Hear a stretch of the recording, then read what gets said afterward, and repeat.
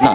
اور میں ایک چیز اور کہوں گا اپنے جلسوں کے آرگنائزر کو کہ ہم نے ایک ذہن بنا رکھا ہے کہ جو جلسہ فجر تک چلے گا وہی کامیاب ہے نا. حالانکہ آپ دیکھیے جو جلسے ٹائم اور لمٹ کے ساتھ ہوتے ہیں ان کی باتیں زیادہ عوام کے اندر اثردار ہوتی ہیں. یہی وجہ ہے کہ آج پڑھی لکھی عوام اب اسے صبح 10 بجے آفس جانا تو فجر تک کیسے سنے گا ہمارے جلسے. لہٰذا ان باتوں پر بھی ہمیں نظر رکھنی چاہیے ہے نا. یہ جو نوجوان نسل ہے، نوجوان نسلوں کو جب ان کو دین سیکھنا ہوتا ہے تو سب سے پہلے وہ گوگل پہ ٹائپ کرتے ہیں what is the Islam, what about the اسلام.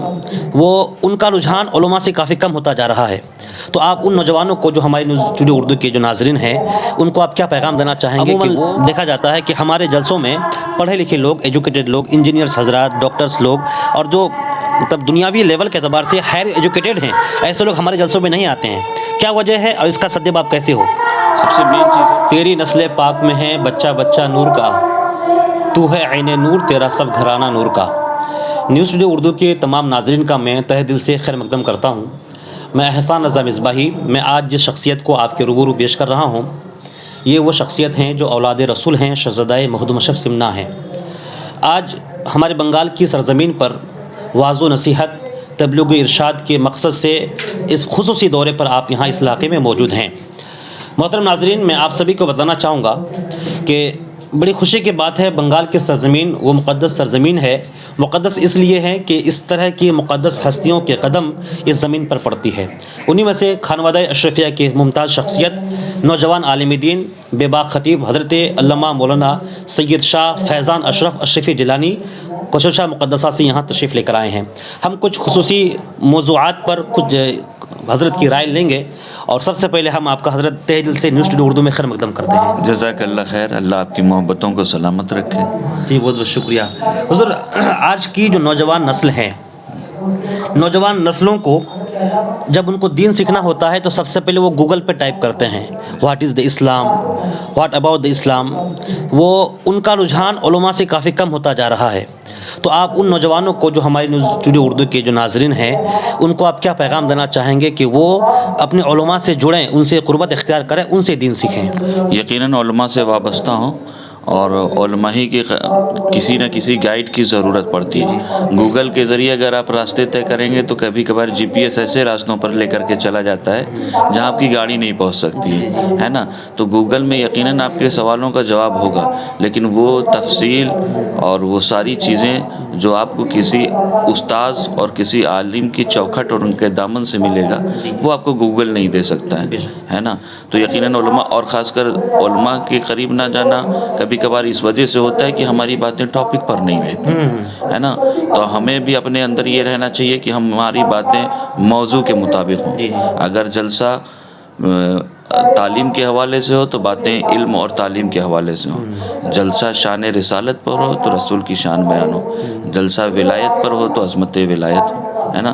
آج کا جیسا جلسہ الحمدللہ غوث پاک کے کیریکٹر پر آج باتیں کرنی ہے نا. آج یقیناً 11ویں شریف ہم خوب مناتے ہیں ہے نا، لیکن غوث پاک کی کرامتوں کے ساتھ ساتھ آپ کا علمی میدان میں جو آپ کا مقام اور مرتبہ ہے نا.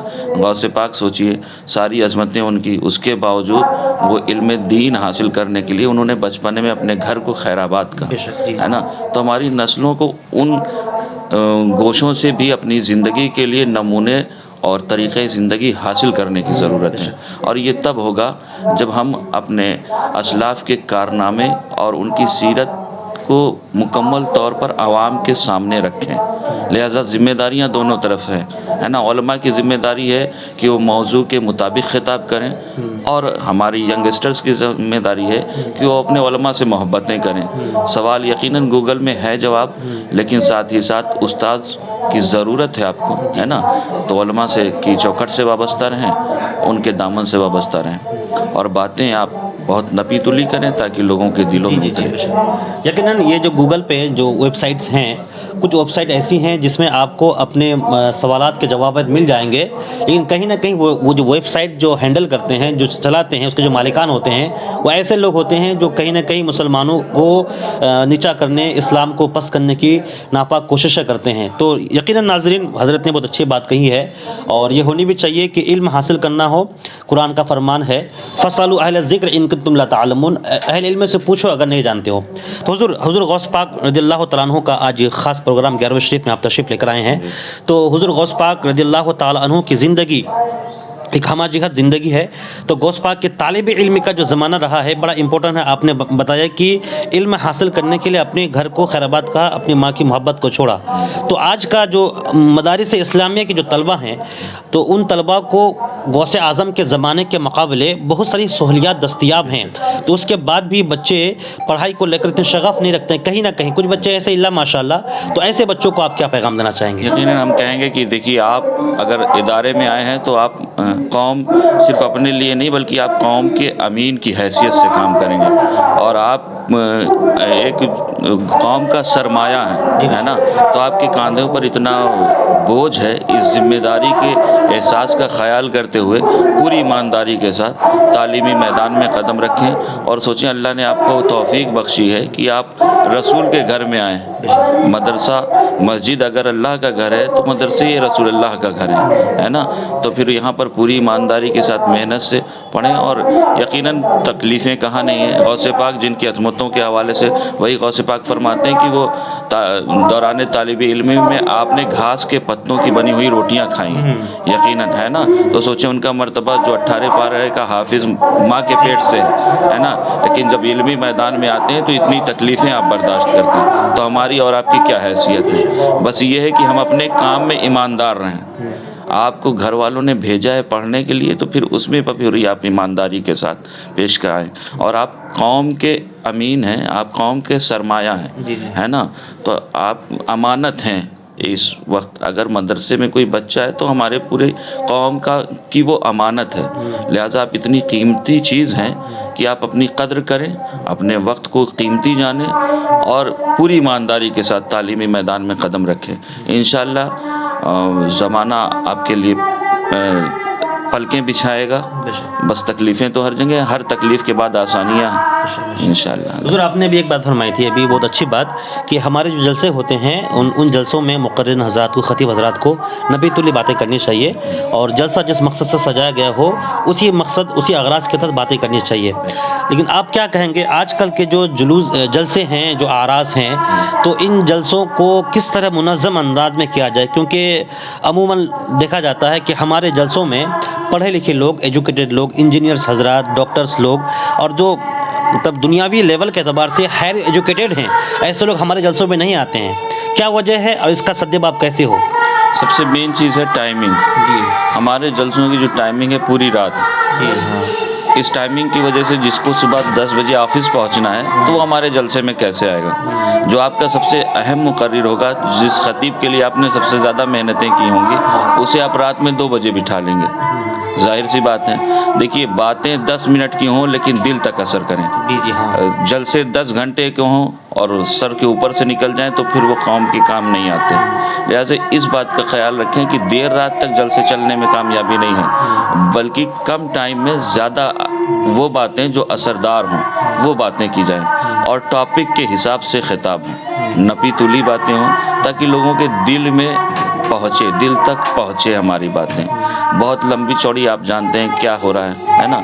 और मैं एक चीज़ और कहूँगा अपने जलसों के ऑर्गेनाइज़र को कि हमने एक ज़हन बना रखा है कि जो जलसा फजर तक चलेगा वही कामयाब है ना।